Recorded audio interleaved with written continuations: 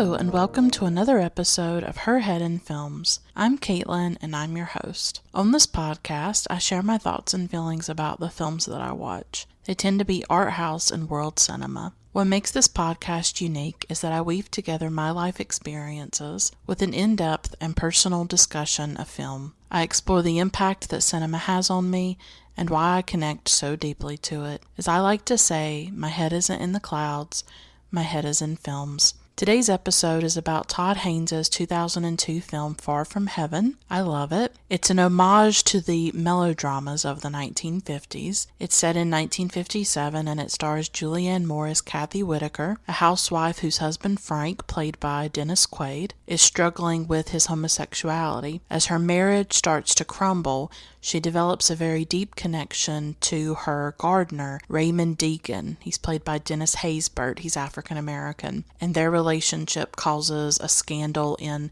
the Hartford, Connecticut community where Cathy lives. There are spoilers in this episode. I talk about everything in the film, including the ending. So I recommend that you watch the film first and then listen to this episode. I talk about melodrama, Douglas Sirk, Werner Fassbinder, and also how the film looks at race, gender, and sexuality. At its heart, I really believe this film is about the power of connecting to another person, and I talk at length about that. I hope that you'll stick around and listen to the full episode and enjoy it. Her Head in Films has a Patreon where you can financially support the work I'm doing on a monthly basis, and you can access rewards and extras like extra episodes and merchandise and much more. You can find more information at patreon.com/herheadinfilms. That's patreon.com/herheadinfilms. At one level, you get a shout out on each episode, so I'd love to give a shout out to my wonderful patrons Kelsey, Aaron, Max, Tyler, Juan, Teal, JD, Vanessa, Spunden, Polina, Olivia, Carolyn, Jesse, Feminist Overlord, and Michelle. Thank you all so much. If financial support isn't an option for you,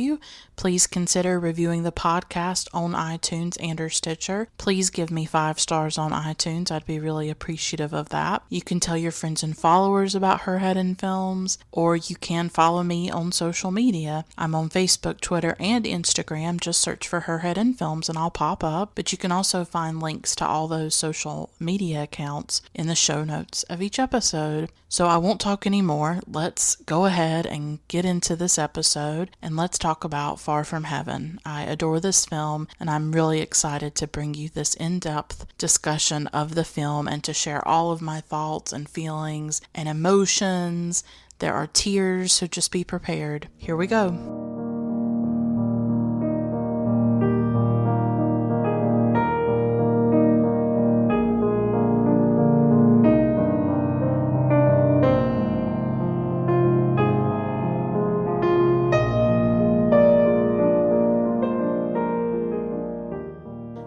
Excited to talk about Far From Heaven. This is a film that I have really intense memories of watching for the first time, and I feel like I say this about every film that I cover on the podcast. I tell you, my memory is so strange. I can't even tell you things that happened to me a week ago, but a film that I saw 10 years ago, and what was happening to me in that moment when I was watching the film. I can remember it so crisply and so clearly. I don't remember everything about seeing Far From Heaven, but it was quite a few years ago.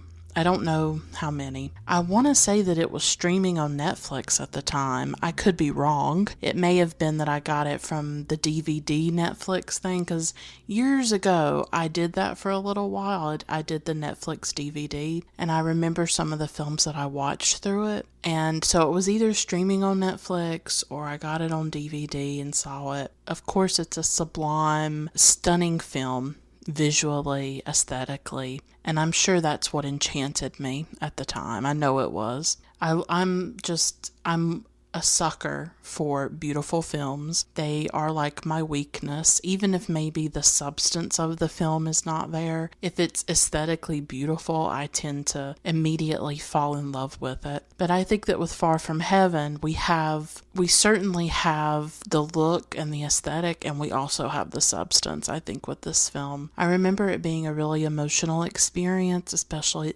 especially the ending, which I will definitely be talking about and going really deep into. And I remember being really enchanted by autumn in this film. Even now, when autumn comes, I think about Far From Heaven. I will never forget the colors of the leaves, the reds and the oranges and the yellows, because this takes place in Connecticut. So you have this vibrant autumn in New England, right? So for me, this film always conjures the fall, always. And it's interesting how certain films do that for me. For instance, Jonathan Glazer's film Birth, there's this really amazing opening scene of that film that shows a person jogging, I think in Central Park, during the winter where there's snow. And so every time there's snow now, I think about Birth. I think about that film immediately. And I think it's an example of the way that films can really weave themselves into your life, and they become inextricable from your life. Films become these memories for you, and they sort of invade your memories, so that when you're looking at the snow or you're looking at autumn leaves, immediately a film is conjured through that. And so Far From Heaven is it's just like that for me, that when the fall comes, I think of this film. Another important thing about this film for me was that it introduced me to the filmmaker Douglas Sirk, and I'm going to talk about him in a little bit. I didn't really know anything about Douglas Sirk up to that point until I saw Far From Heaven, and I read that Far From Heaven was an homage to Sirk. And so I got interested in his work, and I ended up watching I'm just going to warn you right now that sometimes I may say Far From Heaven when I mean All That Heaven Allows. I keep getting them mixed up. I'm going to try not to do that, but if it slips and it happens, I apologize. All That Heaven Allows is by Douglas Sirk. He also did Imitation of Life, Magnificent Obsession, Written on the Wind. I've seen all of them. I love his color films. I love that Technicolor, that dreaminess, the way you just are swept away by the colors of his films and the emotions. And I can't even put into words how much I love Douglas Sirk. And I would not have probably found Sirk, or maybe it would have taken me longer, if I had not encountered Far From Heaven. It was just this really central film for me in leading me to Douglas Sirk. And this is another thing that I love about films, is the way that certain films can be catalysts. I love how certain films might get me interested in an artist, or might get me interested in a writer. The films that come to mind are, for instance, the Julianne Moore biopic about Frida Kahlo called Frida. That was a really big way that I discovered Frida Kahlo's art. Or I think of maybe The Hours. Both the book and the film were ways that I came across the work of Virginia Woolf. So it's just really fascinating to me the way films can do this, and some films can lead you to other filmmakers, and that's what Far From Heaven did for me, is that it led me to the work of Douglas Sirk. And so it was really important in that way. So Far From Heaven, it's not just an homage to Douglas Sirk, though. It's an homage to quite a few things. It's also connected to Werner Fassbinder's Ali, Fear Eats the Soul. I'm going to speak about that film in a moment. Haynes was very influenced by Fassbinder. Fassbinder himself was influenced by Douglas Sirk. And Douglas Sirk was an admirer of Fassbinder, so all of this is interconnected. And the film is also an homage to melodrama, the melodramas of the 1950s, and the women's pictures as well that were made in classic Hollywood. So first I want to talk about melodrama. I think it's important to talk about where Todd Haynes got his inspiration for this film. And so I'm going to go through each of those things: melodramas, women's pictures, Douglas Sirk and Fassbinder, and some of those films they made, just to give you a sense of how Far From Heaven is in dialogue with these films that came before it. And I think that's something very fascinating about the film, is that it doesn't just stand alone. It obviously does. You can appreciate the film without having any knowledge of these other influences or inspirations, but I think it's kind of fun and interesting to explore them, to explore those interconnections and those influences. I like that because then you can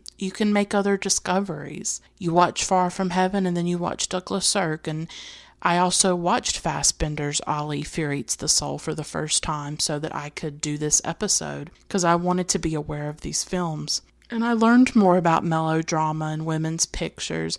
I'm not going to give you a detailed history of them, but it was just for myself, for my own knowledge, my own desire to learn about these things. And in the process of researching this episode, I actually realized that melodrama is a genre of film. It's sort of like a subgenre or something like that, I guess, that I enjoy. That I guess I had never conceptualized it that way. You know, I knew that I liked classic Hollywood films. I knew that I liked film noir a bit. You know, I'm not attached to genre that much. I wouldn't say that I overly think about it. I tend to just gravitate towards certain films for whatever reason. But in the process of my research, I realized, wow, I really like melodrama.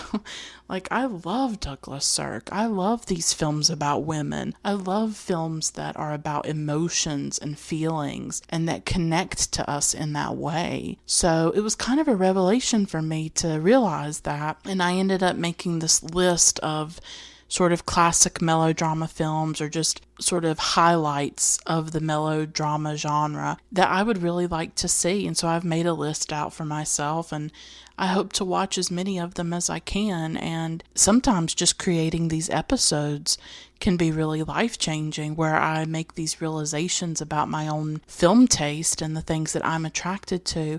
I don't think about film in academic ways or in really overly intellectual ways. So I don't think, you know, when I'm watching Fassbinder or I'm watching Sirk, I'm not really thinking of it in terms of genre or the history of cinema or things like that. But I just had this revelation and it's interesting to me. So I want to talk about melodrama films, what they are, because it's really important to understand that in order to, I think, to appreciate the film and what it's trying to do. That it's trying to take artifice, I guess you could say. It's trying to take some of these things from Sirk's films, from the melodramas, the women's pictures of the 1950s, and it's using that film language to tell us a story that's very rich and deep and emotional. And the whole time you're watching, you know that it's artifice, but it is evoking these very deep emotions in you. It's a very self-aware type of film, I think. And Todd Haynes has said as much in interviews. In an interview with Anthony Kaufman in 2002, Todd Haynes said that, quote, "People talk about this film in relation to sincerity versus irony, but I think it's different. I think it's about the intense feelings that only come from synthetic film language, that only come from artificial experiences that we know from film, but we nevertheless invest with intense feeling," unquote. And Haynes talks a bit about the artifice in Douglas Sirk's films. He told John Silberg in an interview in 2002, quote, "Sirk's films do have artificial elements, exquisitely rendered lighting, the clothes, the decor, and all of those things we think of as archly fake. But they tell incredibly simple stories about domestic crises that concern people who are very ordinary, despite how gorgeously they dress and move. They're not heroic, they don't overcome their problems and change the world. They're really victims of their society, and that makes them shockingly real," unquote. And also in terms of the artifice of this film and of those melodramas of the 1950s, Haynes said something very fascinating to me, something that I've still been thinking about actually. He said, quote, "Films aren't real. They're completely constructed. All forms of film language are a choice, and none of it is the truth. With this film, we point out at the start that we're aware of all this. We're not using today's conventions to portray what's real. What's real is our emotions when we're in the theater. If we don't have feeling for the movie, then the movie isn't good for us. If we do, then it's real and moving and alive," unquote. And this is something that I think I myself struggle with when I'm watching film. is that I know that it's constructed, that it's manufactured, that it is artificial, that it is not real. And yet when I'm experiencing it, it is incredibly real if it's a great film for me, if it's an emotionally resonant film that I connect to, then in that moment it transcends itself in a way. It is more than a film. It is deeply interconnected with my own life at that point. And that's always what I'm trying to explain in each episode. Like, the thing is that you could watch Far From Heaven and you're going to have a completely different experience from me. You're going to bring your own life and memories and emotions and intellect to the film. You're going to see things that I don't see. You're going to feel things that I don't feel. We're both watching the same film. We're both watching this manufactured thing, and we're having completely different experiences with it. And that's always fascinated me. How we interact with art, how it affects our lives as we watch it, and then after we finish it. I think that's actually really fascinating. But I loved this idea of Haynes acknowledging the artificiality of the film. You know, if you think about the way Julianne Moore acts in it, the way everybody acts in it, you know, they're using the stuff that you see from the 1950s, from films made back then. That language, you know, those choices that are made. The colors in the film are not real. Just like with Douglas Sirk's films, the colors are not natural. Sometimes they're garish, sometimes they're deeply vibrant.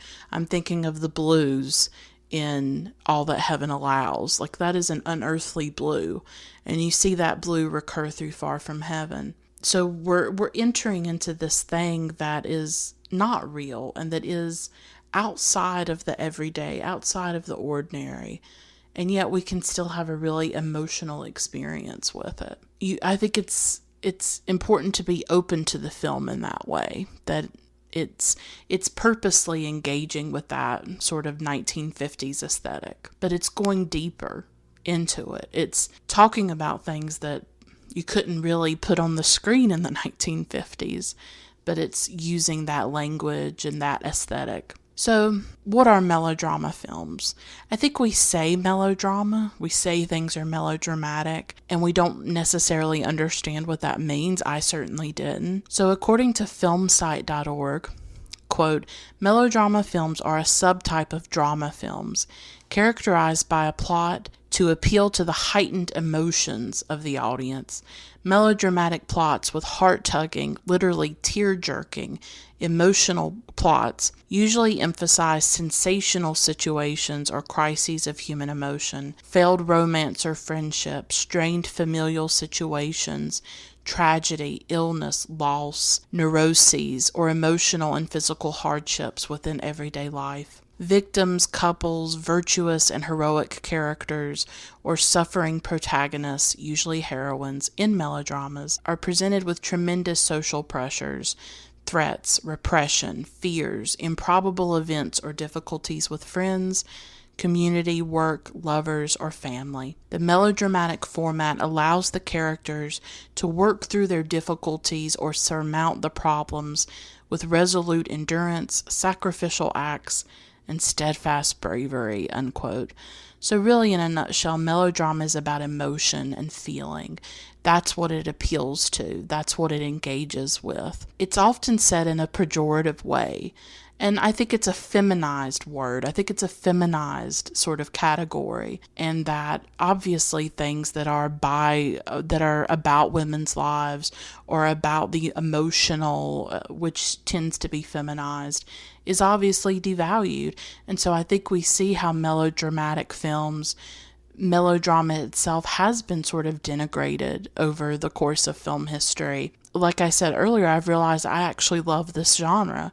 I love melodramatic films, and I think that I would say that's what I grew up with. I watched a lot of melodramatic films when I was a kid, whether it was like the Lifetime movies, the made-for-TV movies of the 1990s, or just things like maybe something like Still Magnolias, The Way We Were. I mean, I think of those as sort of melodrama. I think of those as like deeply emotional films. And, I remember watching films that made me cry and things like that. But then also romantic comedies, which is something different. But I think we're taught to sort of look down on melodrama. But somebody like Douglas Sirk or Fassbinder or Todd Haynes and, many other directors who have engaged with melodrama show that it's really a rich and rewarding genre. Far From Heaven also is influenced by the women's pictures, and Wikipedia says that the woman's film is a film genre which includes women-centered narratives, female protagonists, and is designed to appeal to a female audience. Women's films usually portray women's concerns, such as problems revolving around domestic life, the family, motherhood, self-sacrifice, and romance. I don't know if I've watched a lot of women's films. I definitely would like to, I think, because I am always interested in women's lives on film, on screen. Most of the episodes, if you go through them, I've done over 90 at this point, which is pretty wild. I would say almost every episode is about a woman. It may not be directed by a woman, but I am attracted to directors who center women's lives in their work, whether that's Max Ophuls or Douglas Sirk or all kinds of different directors out there. I even think of somebody like Ingmar Bergman. He did quite a few films about women. You think of Cries and Whispers, Summer Interlude, The Silence. He had quite a few films about women. So I'm always interested in directors that focus on women, or someone like Agnes Varda. And women's lives on screen are very important to me. And I would say most of the films that I watch tend to have female protagonists in them. And Far From Heaven is certainly in that world of the woman's film. It's about a woman. It takes place in the domestic sphere. It's about a woman and her crises and things that she is going through as a mother, as a wife, as a woman. In the 1980s, Todd Haynes first came across the work of Douglas Sirk and Werner Fassbinder. He says that in an interview that he did. I'll have all my sources in the show notes of this episode. I always put them in there. I always share my research and where I get this information. In the 1980s, that's when Haynes first comes across these two directors, and he was obviously really influenced by them. And so Douglas Sirk, I just wanted to give a sense of Douglas Sirk. Obviously, I can't go really deep into his life. Perhaps one day I'll do a standalone episode about Sirk or explore more of his films. But he was born in 1897 and he died in 1987. He left Nazi Germany in 1937 before the outbreak of World War II, which was in 1939, and he went to Hollywood and he started to make films. He's known for his melodramas. His most well-known films are All That Heaven Allows, Imitation of Life, and Magnificent Obsession, as well as Written on the Wind. I've seen all of them and love all of them. He also did black and white films. I still need to watch more of those. I just fell so in love with his Technicolor films that it's sort of been harder for me to watch the black and white. Or I guess they haven't interested me as much, but I need to. I really do. So Richard Brody is probably my favorite living film critic. I always love Richard's work. Even if I don't always agree with him, I find that if he writes about a film, if he recommends a film, I am probably going to like it. And he really champions, I think, important work. And I usually end up loving any film that he writes about and praises. So I was really happy to see that Richard Brody is a fan of Douglas Sirk. And so he says that Sirk is, quote, the most intellectual filmmaker ever to work in Hollywood, unquote. And he also says of Sirk that, quote, he should be seen as the modern classicist that he is, working in the realm of mythology, but with suburbanites, vaudevillians, and pioneers replacing princes, queens, and gods, unquote. So in All That Heaven Allows, this is a 1955 film. This is a really big influence on Far From Heaven. It stars Rock Hudson and Jane Wyman. Jane Wyman plays Carrie Scott. She's this older woman. She's a widow, and she falls in love with her gardener, who's played by Rock Hudson. His name's Rock his name is Ron Kirby. And the two of them fall in love with each other, and they end up having to deal with the extreme judgment of the town that they live in. And it's not only about an age difference, she is older than him, but it's also about a class difference. He's a gardener. He's from a much more working class world, and she is like this society woman, the way that Cathy Whitaker is in Far From Heaven. And so their relationship crosses a lot of lines in that way, and is controversial and scandalous for that time period. And you'll see a lot of parallels with Far From Heaven. For instance, Rock Hudson being a gardener, and then Raymond in Far From Heaven is also a gardener. Raymond gives Cathy this plant, or like these leaves or this branch, and I think that Ron Kirby in All That Heaven Allows does the same. He gives the Jane Wyman character some kind of plant or shrub or something. And obviously the judgment of people and what they go through when they fall in love with each other. And then with Imitation of Life, that is a film that came out in 1959, and it looks at racism.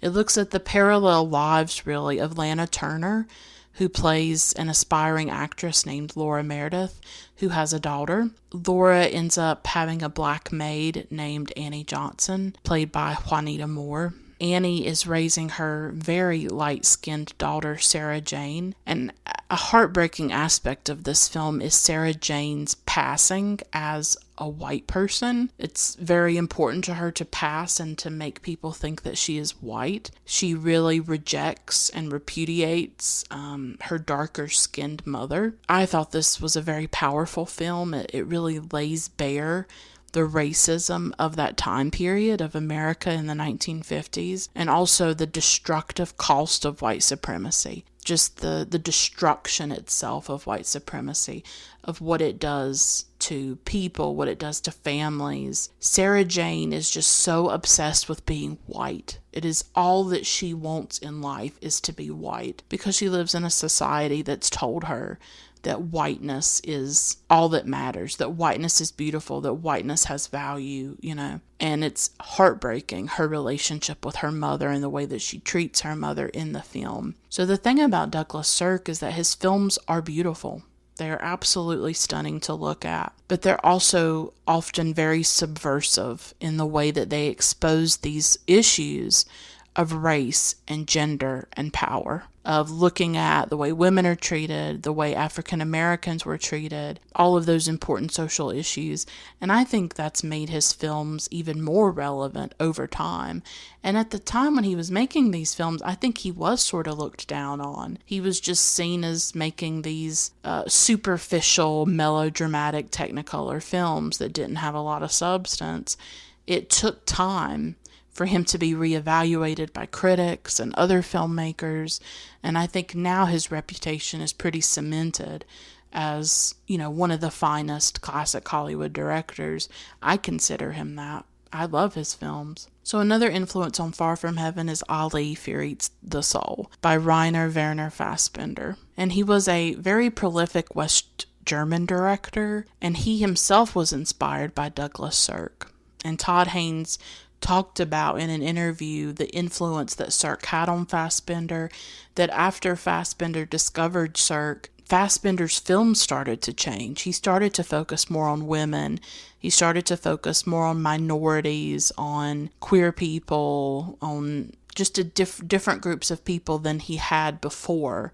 I think he came in contact with Douglas Sirk. I don't know a lot about Fassbinder. I've only seen Ali Fear Eats the Soul. He's certainly one of those directors that I need to watch more of. I did like Ali. I really did. Ali Fear Eats the Soul was influenced by All That Heaven Allows, but he changed it a bit. He tweaked it a bit. Ali Fear Eats the Soul is about an older woman named Emmy, and she falls in love with a young Moroccan immigrant named Ali. And so we see the age difference that was in All That Heaven Allows, but Fassbinder injects race into it because Ali is black. And he's also an immigrant, and that's part of it as well. The two of these people just deeply connect to each other. And it's a really beautiful film, actually. And they both get a lot of judgment from their communities because they fall in love with each other. And different things happen in the film. I'm not going to go into everything. They do feel this genuine connection to each other, but then have to deal with that judgment from the people around them and on their relationship. And so I definitely recommend it. I think if you love Far From Heaven and you haven't explored Douglas Sirk, I think you should. And then definitely throw in Ali Fear Eats the Soul. I think a really good double feature would probably be Far From Heaven and Ali Fear Eats the Soul. Or make it a triple feature and add in All That Heaven Allows if you want to be adventurous. Now I'm just going to talk about Far From Heaven and share my thoughts and everything about it. I really love the way this film looks at race, sexuality, and gender. It's all there in this film. We have race through Cathy's relationship with Raymond. We have gender because we're looking at the life of a housewife in the 1950s before the feminist movement, before women's liberation and the repression and the sexism of that time period.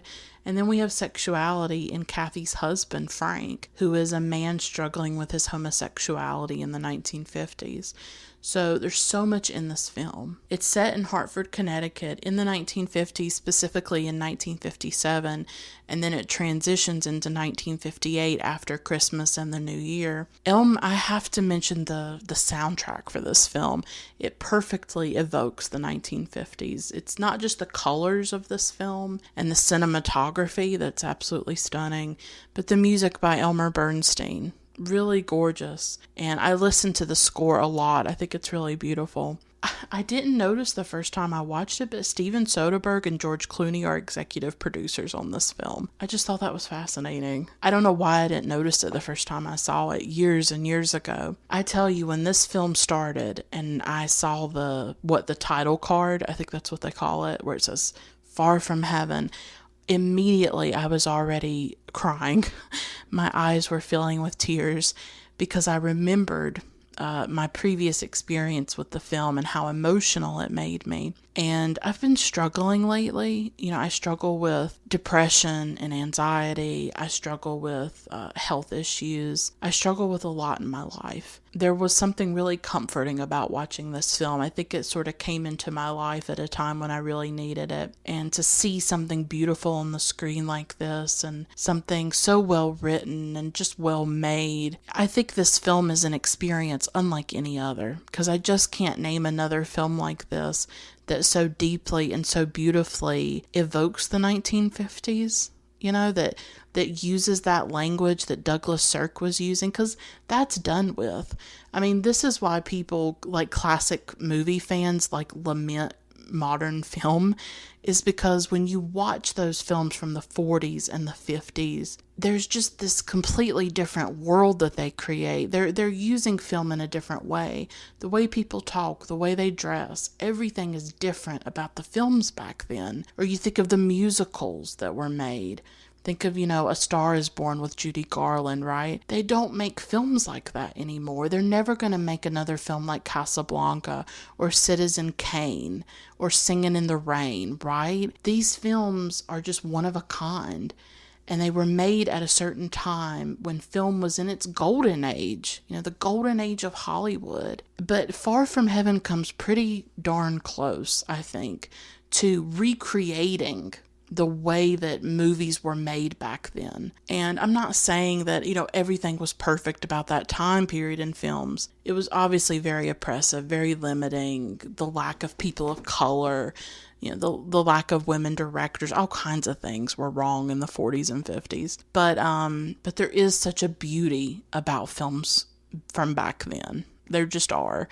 And when I watch an old noir or I watch something from the 40s, it's just, it just takes me over. Or even something like Brief Encounter. I mean, that's a British film, but still, the way films were made back then, it's just those old black and white films, those classic Hollywood films, they give you such an intense feeling, an intense nostalgic feeling.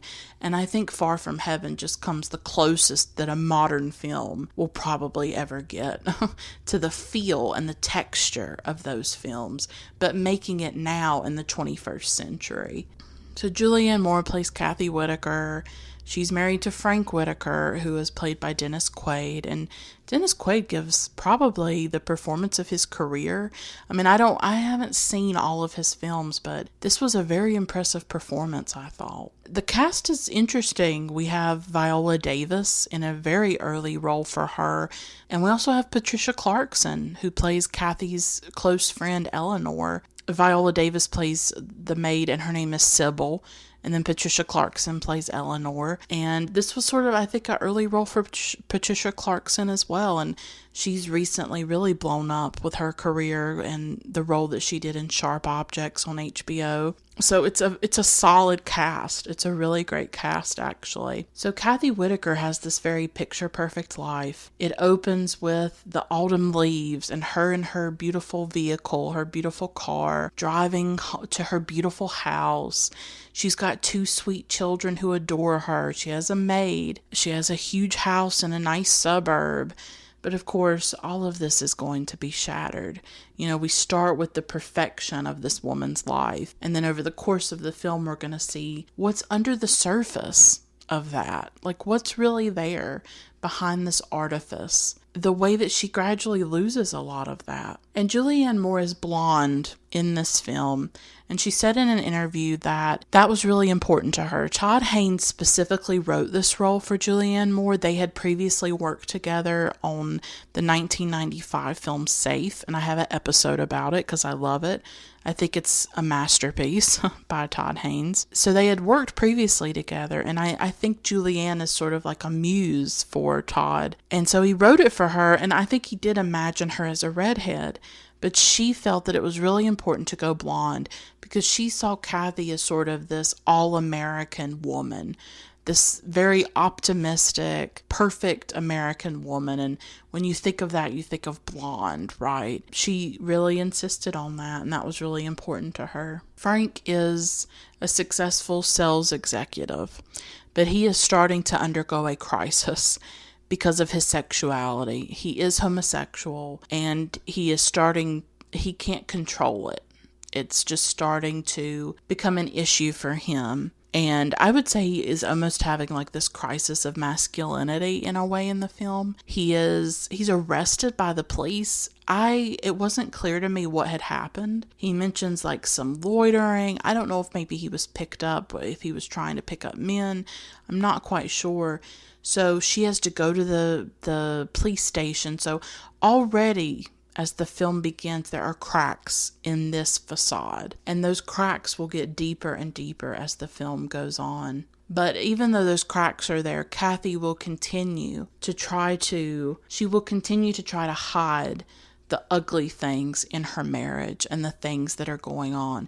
She will keep trying to put her best foot forward, her best face to the public, and maintain this facade and maintain this idea that her and Frank are the perfect American couple. And when you think of the 1950s, you really think of it as a time of this repressed emotion, a time of intense conformity when any deviation from the norm was noticed and judged. We will see that in this film, that just deviating slightly from those things brings just immense consequences. Cathy's life really changes, I think, when she meets Raymond. At first, she is startled by him because he is a black man and he's in her yard. And she goes out there and she's very worried about it at first. She finds out that he is Raymond Deegan and he has taken over for his father who has died. His father was with landscaping and gardening. And so Raymond is her new gardener. And he's played by Dennis Haysbert, who is a wonderful actor.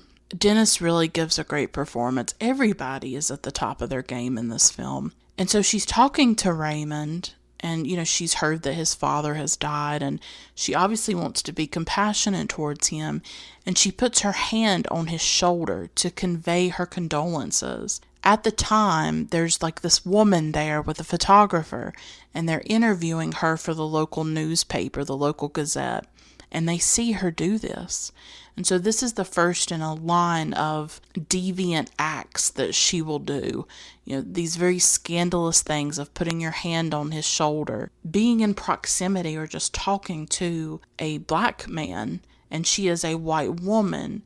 Even though it's in the North, even though it's Connecticut, it's still looked down upon. It's still very scandalous for that time period. Just as homosexuality is scandalous for that time period. People don't even know how to talk about it. And homosexuality at the time, it was unspoken, and it was conveyed through very coded language and coded gestures. We see Frank go to like a movie theater. He sees these two men and they go into a gay bar and he follows them. So obviously, if you were gay in that time period, you maybe knew about these secret places where gay men would meet, where you could engage with your desire, because it was seen as unnatural and criminal, really. So Frank is exploring his desire.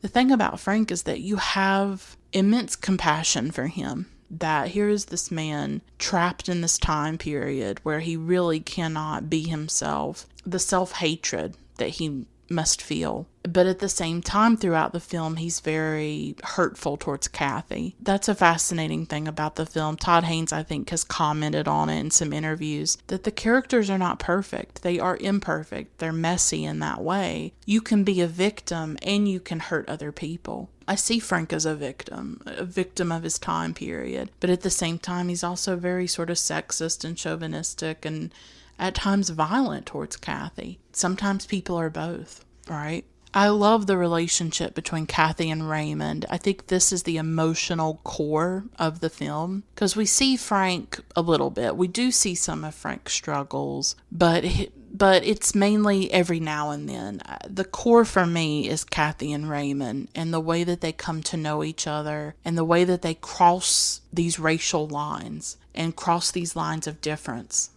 and come to know each other and feel connected to each other. I think it starts pretty quickly. So there's this day where Cathy's scarf blows off. Her friends have come over and the wind takes it and carries it off. And Raymond happens to be there in the yard, and he finds her scarf and he gives it to her, and they start to talk once Cathy is alone after her friends have left.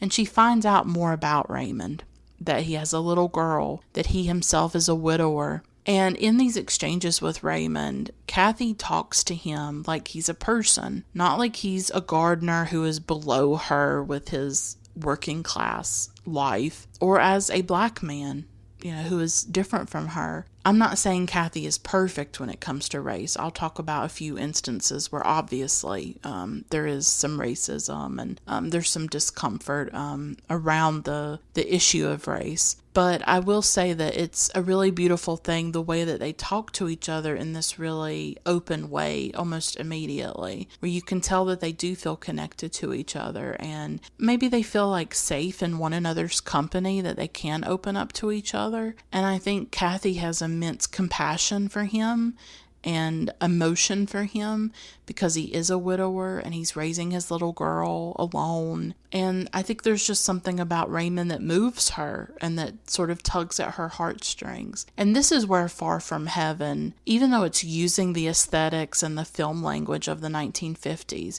this is where it really deviates from those types of films. Because those kinds of films back then only showed black people in domestic roles. They did not give black people starring roles in films. They weren't fleshed out in a lot of the movies. Far From Heaven makes Raymond like a multi-dimensional person. He has a daughter. He is a gardener. He has thoughts about modern art, right? He expresses himself, he's emotional, he's wise, he's kind. We actually get to hear him speak and have a voice and say things and be a person in the film. That's an important thing, I think. Even though the film is influenced by those types of films from the 1950s, it goes beyond that. And it does things that films from that era could never have done in their own time, which is to look at homosexuality and to look at racism, in a really full and deep way, and also give Black people autonomy and agency in the film, and give them an identity, and give them a voice. Cathy ends up finding out about Frank's homosexuality. She unexpectedly shows up at his office one day and sees him with a man, sees him kissing. And you can't imagine what she must be thinking. This is a woman who probably doesn't even have the language for what she's seeing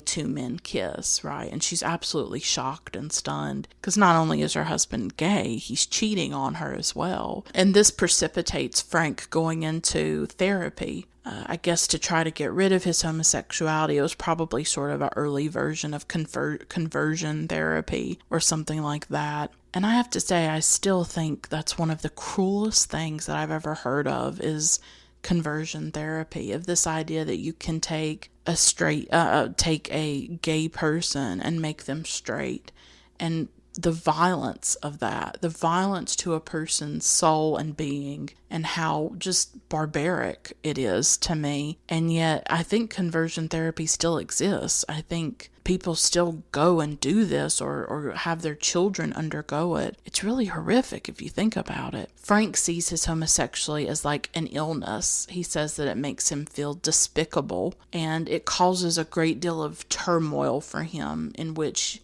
he starts to spiral out of control. He really starts to drink. He sort of becomes an alcoholic in the film. He becomes violent towards Cathy at times because of the turmoil that he is going under, because of his homosexuality. And we get a sense of the view of homosexuals in the film through Cathy's friend Eleanor, played by Patricia Clarkson. There's this very telling scene where they're talking about it for whatever reason, and Eleanor really says that she doesn't even see homosexual men as real men. And of course Cathy has to be quiet about Frank, and Cathy says that she hates the word homosexual. Like, she doesn't even like it. These are women who don't even know how to talk about it, don't even know how to understand the idea that a man could love another man. And we won't even get into lesbianism. That's probably even more beyond the pale for them. We see in the film how certain groups of people are talked about, the way that homosexual people are talked about. Later on, I'll talk about a scene about race and about the way the community looks at Black people. And it's all very telling. It's obviously a film that's critiquing those ideas. And also what's disturbing is how a lot of that stuff remains with us. Racism is still an issue. Homophobia is still an issue. These things are not like neatly put away into the 1950s. And Todd Haynes actually said as much in an interview. And this is from that Anthony Kaufman interview in 2002. He said, quote, "When most people see films set in the 50s today, there's an immediate sense of superiority. It's all about the myth that as time moves on, we become more progressive. Oh wow, they didn't know what sex was until we started to give it to them from our contemporary perspective. So the 50s become a sort of earmark point of oppressive politics and climate, which is very flattering to us as we look back," unquote. And something else that I found fascinating, I'll talk about what I just read in a moment, but in a BBC interview in 2003, Haynes said that Sirk himself wished that he could have made a film about homosexuality. Haynes said, quote, "When his book Sirk on Sirk was republished after Rock Hudson died, he was able to talk about Rock Hudson's sexuality. He talks about the struggle gay men had coming out, and that he wishes he could have made a film about it in the 50s.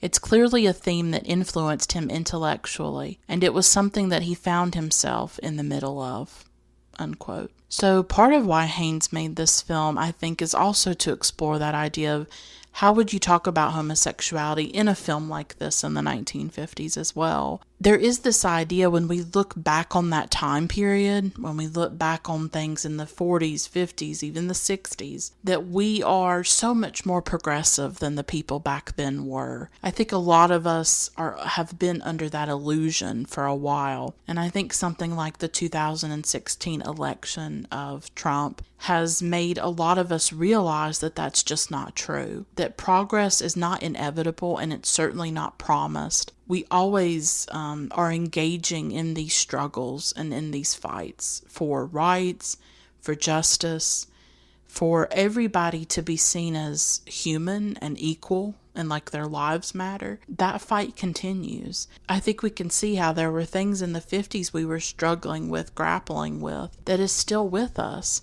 You know, when 60 million people in this country go and vote for a man who speaks in a degrading way of immigrants and of women and of people of color, it gives you pause, and you have to reevaluate your own views of things. That how can tens of millions of people support someone who says these things?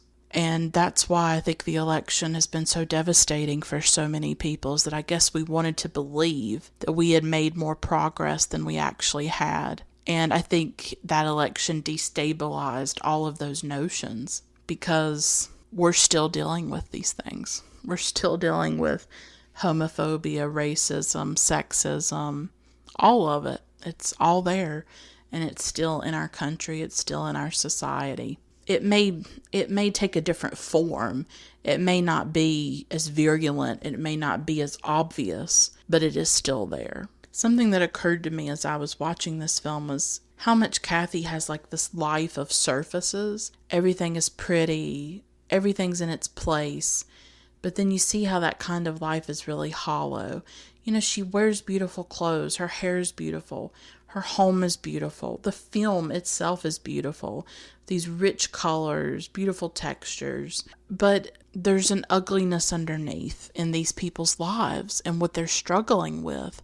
How the constraints and the pressures of society and societal norms are bearing down on them and are really destroying them. They're destroying Frank in particular from the inside out. I mean, he is having like an internal crisis and a breakdown. But in their lives, it's really a life of hiding. They're never saying what they think or what they feel with each other. They're never getting to that substance. You know, I notice the way they eat dinner, the way they talk but say nothing. How Cathy talks to her friends and doesn't really say anything. It's all surface.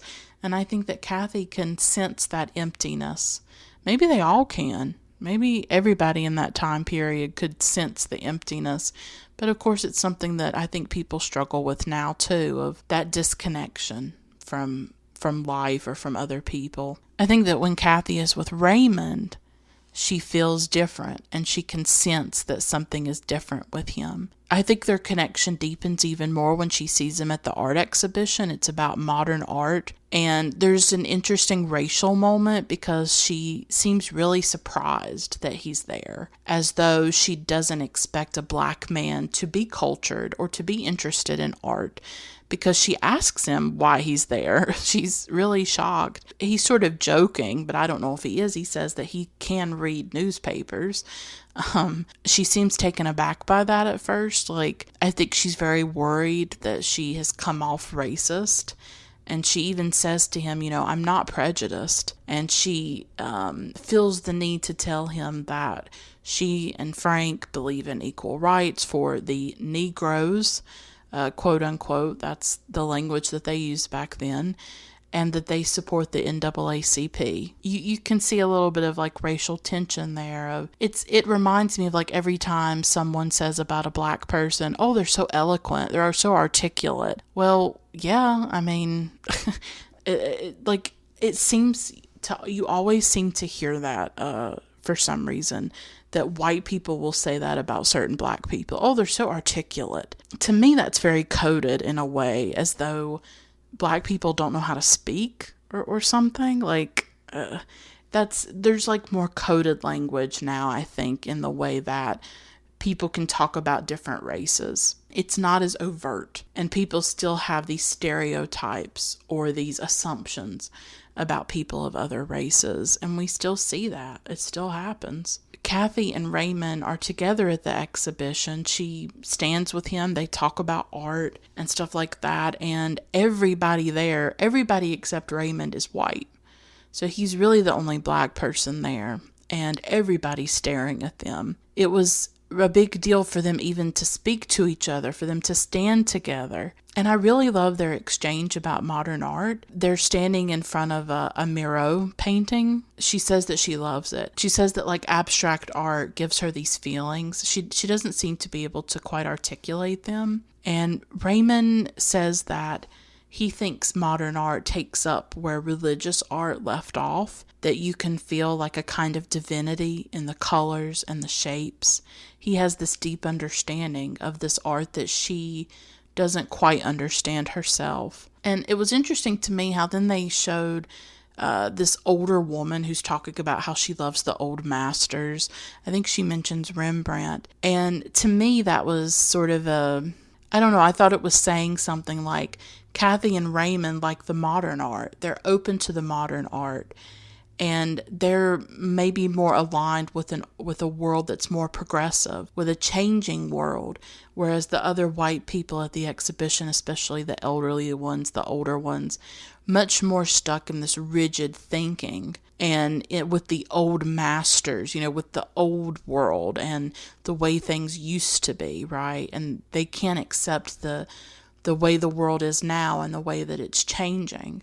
I just thought that was interesting. It was like an interesting little subtle moment where here are Cathy and Raymond really loving the modern art, and then here's the older white people who they prefer Rembrandt. They prefer the different art, right? And just as Cathy was talking to Eleanor and they were talking about homosexuality, and you get a sense of some of the views that people can have about gay people, Cathy has this dinner party and the subject of integration comes up. The film is set in 1957, and that is the year when, in Little Rock, Arkansas, black students attempted to integrate Little Rock High School, but the governor prevented them from doing that, and the National Guard eventually had to be called in to protect the students. It's this very shocking moment in American history. There's pictures of it where you see these white people really attacking the black students, yelling at them, just terrible things that the black teenagers went through to try to integrate that school. They're talking about integration, and one elderly woman is sitting there and saying that, it's the Christian thing to do, that we should do integration, but worries that what happened in Little Rock could happen in Hartford. I'm not quite sure what she means. I don't know if she means, black people going to the schools or the violence that came from it. And then one man says that it's not possible for that to happen because there are no Negroes in Hartford. Now, of course, they're at this party and black people are right there in the room serving these guests and waiting on them. There are black people in Hartford, Connecticut. And then this white man says that. It's very shocking. It shows the racism that was in the Northeast, up in New England at that time. We tend to think that views like that only existed in the South. And they did. It was terrible in the South. I would never minimize the violence, the racial violence, and the racial terror that was inflicted on black people in the South. I'm from the South, and it is important to speak the truth about that and to never minimize it or deny it. And the issues that still exist in the South between white and black people and the racism that's there. But it's also important to acknowledge that racism is widespread in this country and that it takes on many different forms. That it is in the West, it's in the South, it's in the Northeast. Nobody is free of it. Nobody is above it. And in this New England town, it's there too. That this group of people who probably consider themselves liberals, right? And look at the way that they speak about black people. Look at the way they interact with black people. They claim to support equal rights, but do they really? Are they really practicing what they say? Because there's very little interaction between the black and white people, and it's still a scandal if a white woman even speaks to a black man. And of course, for me, that conjured the terrible, violent history in the South of black men being killed and lynched because they spoke to white women or because they had consensual relationships with white women who went on to say that they were raped. And Emmett Till ended up being killed because he, I think, spoke to a white woman or whistled at a white woman. It's unclear. We get different versions of it, but somehow interacted with a white woman, and he ended up dead because of it. So even in the North, a black man talking to a white woman was controversial. And after that party or later that night, Frank tries to initiate sex with Cathy because he's still going through his own issues. He can't have sex with her. He just can't do it. He's impotent when he's with Cathy. And again, it reinforced like this crisis of masculinity that I felt like he was having. And at one point, Cathy says to him, she's trying to assure him that he's the only man that she wants to be with and that he can fulfill her sexual desires. And she says, quote, "You're all man to me," unquote. And then Frank ends up slapping her. I thought that was an interesting phrase. You're all man to me. For Frank, it's like he has to prove his manhood, that if he is gay, that he is somehow less of a man. So I also felt like this film was looking at masculinity in a really interesting way, and about how masculinity is so much tied to being straight, right? And to being white. And Raymond is sort of seen as less of a man too because he is black, that both of these men are emasculated or seen as less than because of their different identities. You know, Raymond as a black man and Frank as a gay man. Both of them are have to deal with that, of this questioning of their manhood, and Frank in particular is struggling with that a lot. And so Cathy, he ends up hitting Cathy.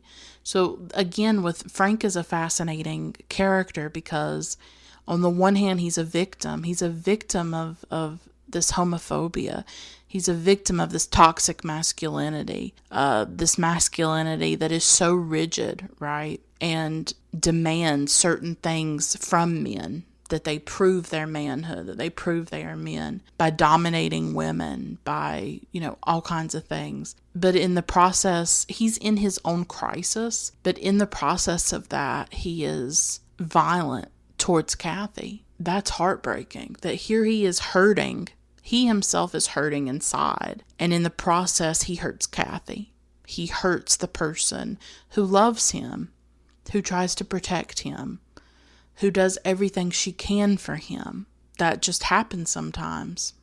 It just does. But it makes him a really complicated character for us. Like, we feel bad that he's struggling with his homosexuality, that he can't be himself, right? But then at the same time, we hate the violence that he inflicts on Cathy. We hate the way that once he does fall in love with a man and leaves, he can so easily leave, while she can't. She has to stay. She has to take care of the children. And he can go off and have his lover and start his new life. And Cathy can't do that. And Cathy has to hide the violence that he's done to her. He hits her on the head and she has to cover up the mark with her bangs.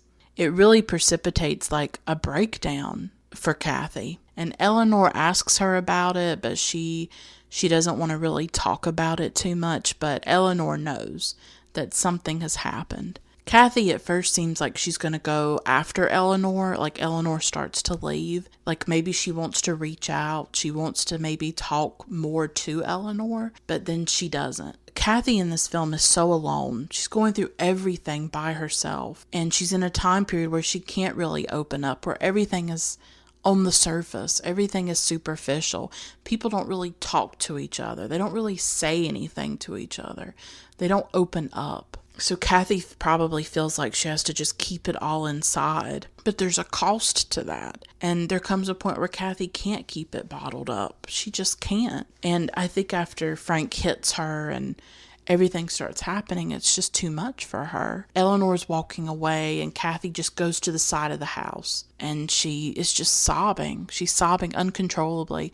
She's showing a level of emotion that we have not seen from Cathy until this point. And I think we've all been there. Like, when I was watching this, I was like, oh my God, I've had so many moments like this. Hell, I had one this week before I recorded this episode where I was just uncontrollably crying and sobbing over my life, over everything that I struggle with on a daily basis, and how it just wears me down and overwhelms me, and the loneliness that I feel, and the grief and the pain that I feel. I've lost a lot in my life. I've been through a lot in my life. I just felt deeply for Cathy in that moment, that everything was falling apart, that here we have this woman with this perfect, beautiful life, and then it's just crumbling in her hands. It's just crumbling. And Raymond's there, and he sees her, and he's so kind to her in that moment. He just asks if there's anything he can do, and she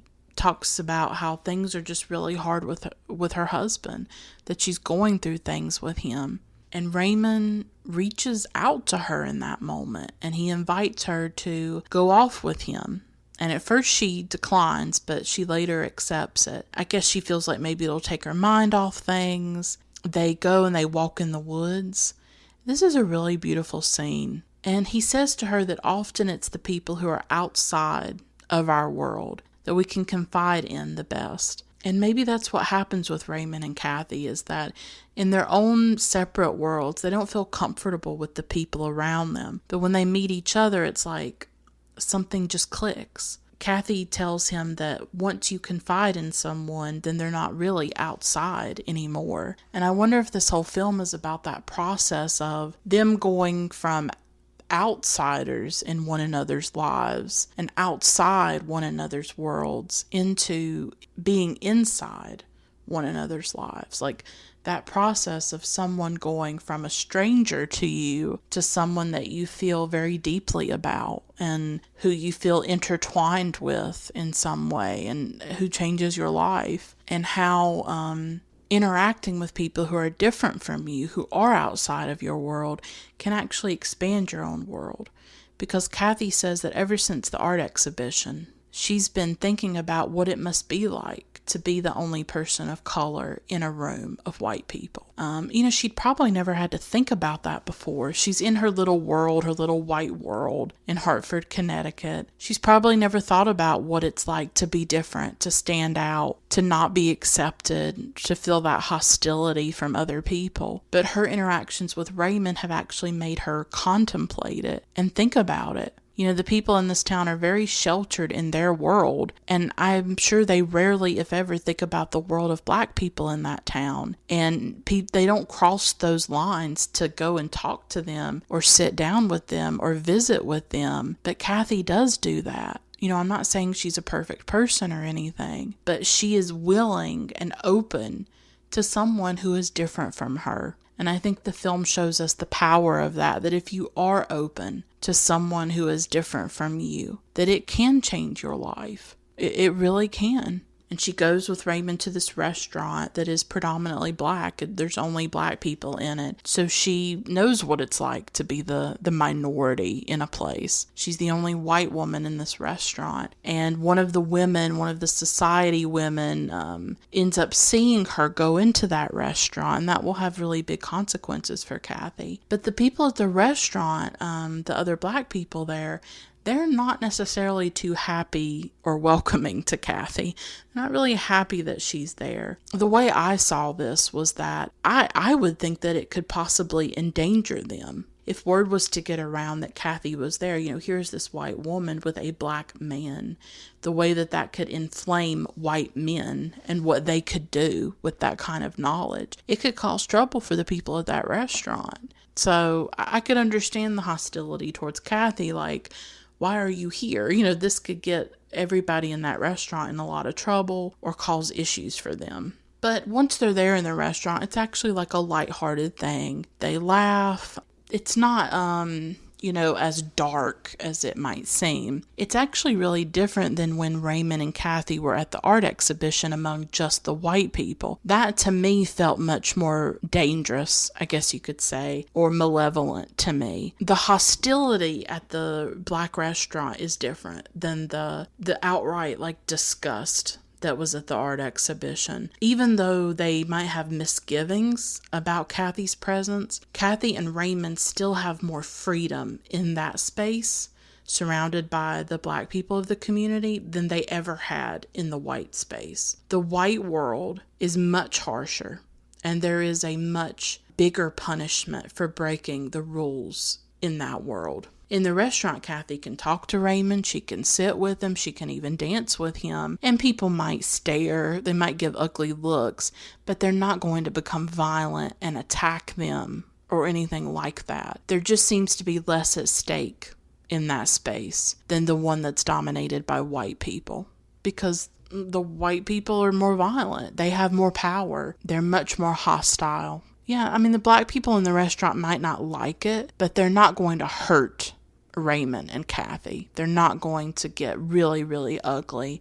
It doesn't feel like it could be dangerous or violent in the same way. There's probably just more of a fear or a worry of oh my God, what if word gets out that this white woman is in this restaurant? What could happen? And so I think it kind of, they're probably worried about that to some extent. And I think, when they are dancing at this restaurant, I immediately thought of Ali, Fear Eats the Soul by Fassbinder, because that's an important aspect of that film, that when Emmy and Ali meet, they dance. And that's how they sort of start to talk and how they start to connect with each other. And later on in the film, Ali, Fear Eats the Soul, them dancing is also how they continue to affirm their love and their connection with each other. So I thought it was really beautiful that Cathy and Raymond were dancing in the film. And like Ali, Fear Eats the Soul, I think Far From Heaven really shows that connection can be found in the unlikeliest of places. That if we open ourselves up to different people, something extraordinary can happen. And I think that it's always powerful to see people connecting in this world where so many of us feel alone and are alone. And I wonder if sometimes it gives me maybe some kind of hope or something like that. For me, the central thing about Far From Heaven, beyond just the racial and sexual and gender politics of the film, obviously, is the theme of connection. I think we long for connection. I think we hunger and we ache for it. And I think that when we don't receive it or feel it, it can destroy us. The film taps into how much we long for connection and really looks at maybe those fleeting moments when we do find it. It's like we're struck by lightning. It's like our bodies are made of electricity when we do experience some kind of connection, which can be really rare for some of us, especially, I'm speaking for myself right now, really. But when you encounter it, it's electric, because for so long it seems impossible. But here it is for a second, and it always ends. It's never a permanent thing. We feel it, we feel that connection, and then we lose it, and then I think we long for it the rest of our lives. This is the central struggle for so many of us, to find that person or those people who we can reveal everything to, who know us in the deepest way. Those with whom we no longer have to skim or pretend or stay on the surface with. I think of the song Shallow by Lady Gaga from A Star Is Born, and how that song reaches people, because what it's saying is it's about connection, I think, because there's that lyric, we're far from the shallow now. And I've always interpreted as we're far from superficiality, we're in the depths.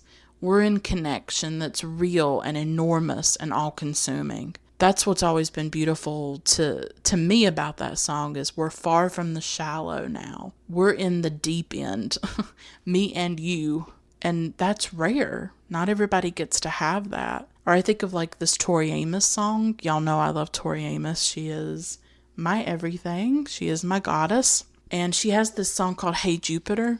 It's from her Boys for Pelé album. I love a few of the lyrics in it. One of them is, quote, "And I thought I wouldn't have to be with you a magazine." And then another, quote, "And I thought you wouldn't have to keep with me hiding," unquote. You should listen to the song. It's beautiful. But those lyrics have always hit me so hard. When she says that I thought I wouldn't have to be with you a magazine. Like she's saying, I didn't think I had to pretend with you. I didn't think I had to be something that I wasn't. And I think real human connection is about not having to be anything other than what you are. And it's just so rare to find people where you can express all of that, where people truly know who you are. You don't have to hide. You don't have to... You think about all the hiding that happens in this film. Frank hiding his sexuality. Cathy hiding her bruises. Cathy hiding her relationship with Raymond. But they're always being watched. There's always this fear that it's going to be revealed.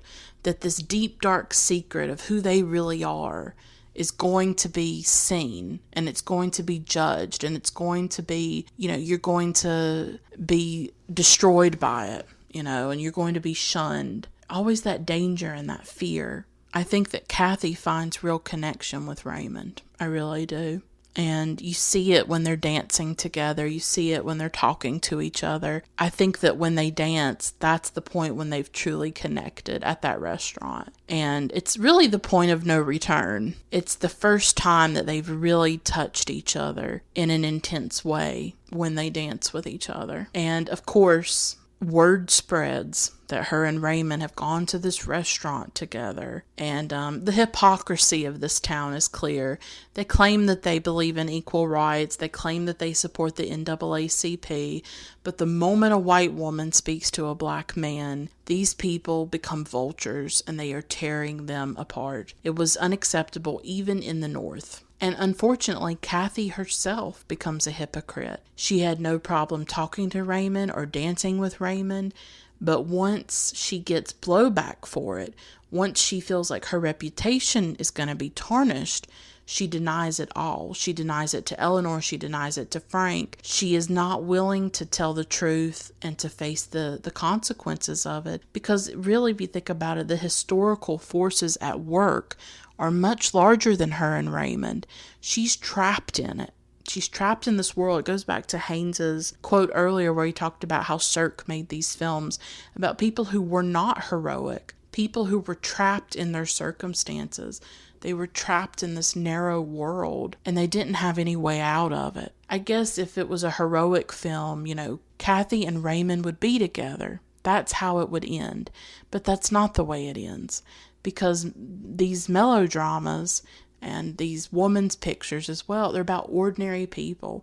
These are not heroic people. These are people profoundly trapped in their lives with few options to get out of it. Because what is against Raymond and Cathy is so massive. They can't move it. They can't do it. The cost is too much for them to bear. She's trapped in it. So is Raymond. And just as Frank is trapped in a homophobic society, none of them have power in this film. They hurt each other. Frank hurts Cathy, but they just can't be together. And if you think about it, Raymond hurts Cathy a bit. If you think about the ending when Cathy, and I'm going to talk about the ending in a moment, where she goes and she wants to visit Raymond once he's going to move. He nips that in the bud. It's not going to happen. So I think maybe she has these illusions or these fantasies that her and Raymond could be together, but he's not in that place. And he's probably much smarter for that he knows there's just no way that they can do this. But it's really Cathy who calls everything off. She calls Raymond for them to meet. At first they meet at this diner. They can't even do that. They're being watched the whole time. There's these white men in the diner who basically want them to leave. So there's nowhere that they can really be together without being watched and judged and made to feel unwanted. So even though they care for each other, you just imagine this would be the rest of their lives, constantly under that pressure, constantly under that microscope. And so she's the one that tells Raymond, it isn't plausible, she says, for her to be friends with him. She says that she's been reckless and foolish. He questions that. He says, what's so foolish about it? Why is it I'm paraphrasing him in this scene. He says, why is it foolish to think that two people could reach out to one another and look beyond the surface of things? And she wonders if we ever really do see beyond the surface. And Raymond thinks that it's possible, that you could, that it does happen. And Cathy starts to cry. And even in this moment of connection, the world impinges on it, because Cathy's turning to leave and Raymond grabs her arm, and a white man just out of nowhere yells out "boy" to Raymond, which is very disrespectful to call a grown man boy, and yet that did happen a lot, especially in the South, where black men would be referred to as boy. It's a way to put them in their place, right? And he says, hands off, and it's just this terrible moment where we see the way the world sees the two of them, that they don't see each other that way. That's the thing. Raymond and Cathy are able to see each other and just see one another, to just see another person. Or Frank, when he's with a man, I'm sure, to him that's just something loving and beautiful, and the desire that he feels for another man's body, it's not unnatural to him. It's to Cathy and Raymond, there's nothing deviant about what they're doing. They care for each other, they feel a connection to each other, but over and over again they're reminded how the world sees them, how the world is disgusted and repulsed by them. And it's a constant reminder to them that something is wrong with them in the eyes of society. And that's so heartbreaking. They can never just be who they are. And that is one of the most pernicious, horrific things about racism, is the way that it doesn't allow people of color to just live their lives on a daily basis, to go into a store without being followed by the person that works there, to not be able to drive a car without being stopped by the police. That all these small moments that accumulate throughout their lives and their day are weighed down with dread and fear. And I don't think we talk about that enough with racism. And it's something that as a white woman, I will never be able to fully comprehend, because I don't have to live it in the same way. But I do think about it, and I just, what do you say? What do you do? So we have these characters who just can never be themselves. They're never free to be themselves. And that is so destructive to the soul and the body, I think, to constantly feel like something is wrong with you, and that society thinks that you are disgusting, that you are inhuman or subhuman, and that they do not see you as a person equal to them, that you are always less than. And that's something that minorities, whether people of color or queer people and different groups, have to deal with on a regular basis. So Christmas comes, the New Year comes, they ring in 1958. Cathy and Frank go to a resort in Miami. There is this scene where this little boy, he's black, he goes and gets in the pool, and people are in the pool and they're horrified. They're running out of the pool. His dad comes and is chastising him. It's a really heartbreaking scene, and the little boy leaves. But it made me think when I was watching it. That's the thing. It's when you see photos from the 1950s or photos from the past or whatever decade back then, the fashion's beautiful. The photos and the movies are beautiful, but that beauty actually hides a dark and violent reality that was happening at that very time, which was segregation, racial violence, inequality, racial terror against black people and other minorities, but particularly black people. It was always there, and people tolerated it. Or if they were white, like Cathy and Frank, they ignored it. They didn't have to think about it because it was out of sight, out of mind. Cathy and Frank see this scene of this little black boy getting in the pool, and then they just go back to what they were talking about before. Cathy goes back to reading her magazine because for them, it's out of sight, out of mind.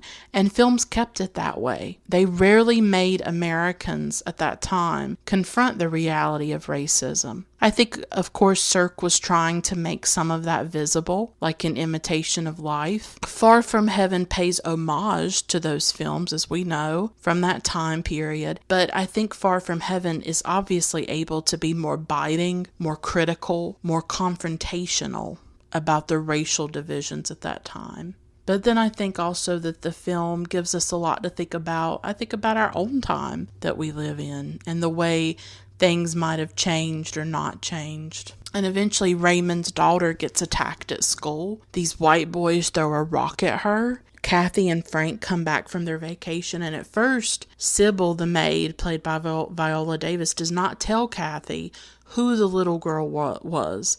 They just hear that a little girl got hit in the head with a rock and all of that. But they don't know that it's Raymond's daughter. So some time goes by. Frank has like a breakdown and admits that he's fallen in love and that he wants a divorce from Cathy.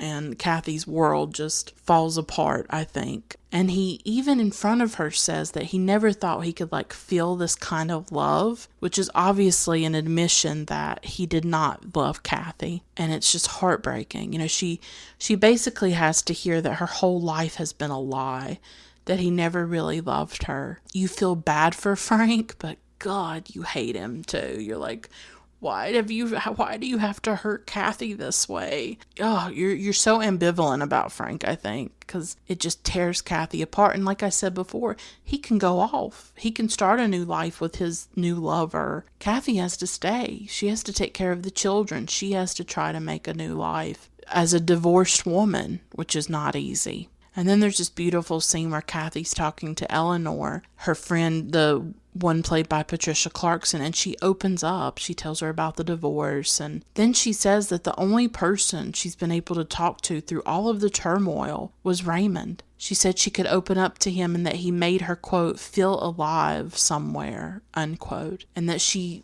often thinks about him and wonders what he's doing. And Eleanor is absolutely horrified by this. Here is Cathy opening up in this moment. She's being vulnerable. And instead of receiving any kind of support, she's getting scorned and judged. But I thought that was really beautiful when Cathy said that he made her feel alive. I think her interactions with Raymond not only does she feel connected to him, I think she feels connected to herself again. She feels alive inside of herself again. Maybe for so long she was numb. Maybe, she was taking care of the kids and dealing with Frank and just going through the motions. And then she meets Raymond and she feels an authentic connection. And it's almost like she's sort of reborn, I think, through Raymond. Sybil finally tells Cathy that it was Raymond's daughter. And Cathy rushes over to Raymond's house, but she goes to the door, but he tells her to meet him on the side of the house. They have to sort of talk in private because he's been receiving rocks and stuff through the windows or thrown at his house. But it's not from the white people in the town, it's from the other black people in his community. So everybody is against this relationship. There's really nowhere they can go to be together, and his reputation has been hurt in the town, so is hers, and he's gonna move. He's gonna move to Baltimore, try to start over. People won't hire him. It's cost him a lot to be involved with Cathy. And this is when Cathy brings up, oh, could I visit you in Baltimore? Because she says that she's getting a divorce, and he just says that it's not a good idea. He says that he's learning his lesson about, quote, mixing in other worlds, unquote. And you get the sense that the cost is just too great to the both of them of trying to have an interracial relationship. It's just too much. Like I said, these are not heroic people. These are not people who are going to buck the system and, take all of that on. They are just ordinary people who want to live their lives and get through day by day. They just can't do it. Oh, God, this scene. He places his hand on her shoulder. He tells her, have a proud life, a splendid life. And then he kisses her hand. Oh, I mean, this is something that's really beautiful about this genre, about this aesthetic that Haynes does, is that you don't see that in movies now, where these subtle gestures can evoke such powerful emotions. Because when he put his hand on her shoulder, I immediately thought of David Lean's Brief Encounter from 1945, when it's about two people who are married to other people and they fall in love with each other and they want to be together, but they're too good, they're too moral, and they don't want to hurt their spouses and break up their families. They don't end up being together. And there's this scene when they're parting and he puts his hand on her shoulder in the film, and it's just this moment of such intense emotion, like it's overwhelming. When Raymond does that, he's saying everything in that one gesture. Everything that they can't say in words, right, is in that moment when he kisses her hand. And I also thought of a scene in another Todd Haynes film called Carol, and that's a really big hit for Todd a few years ago. And there's this scene where I think Cate Blanchett puts her hand on Rooney Mara's shoulder, and it's this very powerful scene. So I just loved that. And Cathy goes home and sobs. She's so alone. Like I said, she's a very lonely woman. No husband now, no friends. And she can't even be with the man that she so deeply connects to. And now I have to end with the final scene. It's just, she knows Raymond's going to leave. She knows the date that he's going to leave. And she goes to the train station. And I have to admit, I'm pretty sure when I watched the film the first time, I sobbed. And it had the same effect on me. Like, watching it a second time to do this episode, I got so emotional. There's a point at which the film starts to get really, really good. Like, the first half of the film is sort of establishing things, but once Raymond and Cathy really start to get into their relationship, like their connection with each other, it gets so intense and so emotional. Like one scene after another, it just builds and builds. The scene when they go to the restaurant, and then the scene where she goes and he puts his hand on her shoulder, and you just you're in it. That's what I love about melodrama, is like, it sweeps you away. And I also feel like I just love emotion in films. I love art that is emotional. And this whole podcast, Her Head in Films itself, my whole mission is to talk about the emotional power of cinema. That's all I'm trying to do. I'm just sitting here with a microphone. I still can't believe anybody listens to it. Why are you listening to me? I don't know. It's weird. It's just about the emotional power of these films for me. That's all I'm trying to communicate in each episode. And then I hope that it raises questions for you about your own emotional relationship to films or to any other art form. Because art for me is emotional. I think in everyday life, we have to hide our emotions. When you're at work, when you're at the post office, when you're at the bank or the grocery store, you have to just be your normal self, right? You can't cry, you can't break down. Usually your interactions with people are pretty shallow and superficial. It's small talk, it's the weather. It's so rare that you get to engage with your emotional life, with your feelings. And for me, art is a space to do that. Art is a space separate from everyday life. It can comment, it can reflect, it can engage with real life and everyday life, but for me, art is apart from it and separate from it. And it is a space for me to explore my memories, my emotions, my subjectivity, my feelings. All of that is what art is for me. It's why I write. It's why I read poetry. It's why I watch cinema, because I want to have those emotional experiences. I want to have deep, deep emotional experiences. That is what life is to me. That's what art is to me. I feel very connected to my emotions. So that's why I love melodrama, because they are emotional, and I love that. I will always love that. So this final scene is just, oh my God. She goes to the train station where she knows Raymond is, and she wears that same lavender scarf that he had found for her all those months ago when it blew off her head. And I love how the film is told through these different objects, like the scarf. At one point, Raymond gave her this branch that had some leaves on it. There's often mirrors in the film too, like Cathy's looking in the mirror. She's always looking at herself, observing herself, but maybe she's also having to confront herself at the same time. She arrives at the train station and she sees Raymond with his daughter. At first, Raymond doesn't see her. He gets on the train and then he ends up seeing her. And she's just standing there. There's this look that passes between them.